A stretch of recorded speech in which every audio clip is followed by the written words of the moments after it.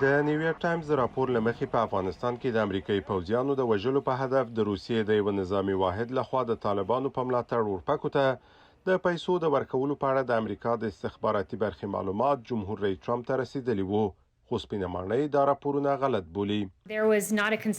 د استخباراتي ادارې ترمنځ د نظر یووالی موجود نه و. په حقیقت کې د استخباراتي ادارې ترمنځ د نظر اختلاف او تر هغه چې دا تایید شوی نه وای جمهور رئیس ته نه وړاندې کېده. تر دې وروسته جمهور رئیس ټرمپ هم د یکشنبه په ورځ په یو ټویټ کې وویل چې په دغو معلوماتو خبر نه وو، خو د سنا دیموکراتان دا د منلو وړ نه بولي. ولسمشر ټرمپ تاسو په هر صورت کې بایلئ که تاسو ته د دې مهم راپور په اړه معلومات نه وي درکړل شوي، تاسو څنګه حکومت کوئ چې په دې اندازه مهمه مسله باندې تاسو خبر کړی شوي نه یاست؟ او که تاسو ته د دې راپور په اړه معلومات درکړل شوی وي او تاسو هیڅ اقدام نه وی کړی، نو دا تر ټولو بده ده. تاسو باید د داسې ناسم کار په کولو متاسف اوسئ.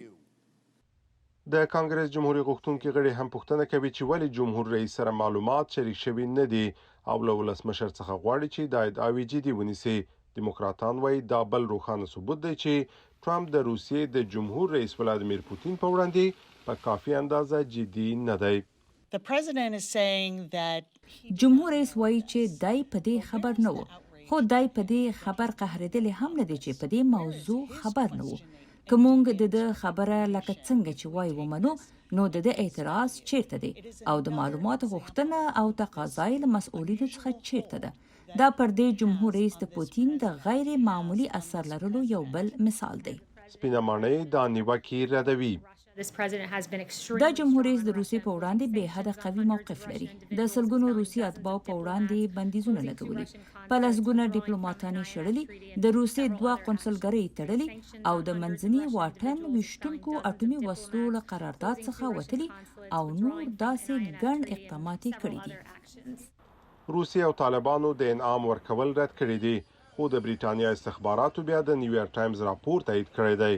چک شومر او د استازو د مجلس مشري نانسي پلوسي غوښتي دي چې د کانګرس ټولو استازو ته دې په دې اړه استخباراتي معلومات ورکړل شي او دا دې روښانه شي چې ولسمشر څومره په دې موضوع خبر وو. سمیع الله جلالزی د امریکا غږ، ورجینیا.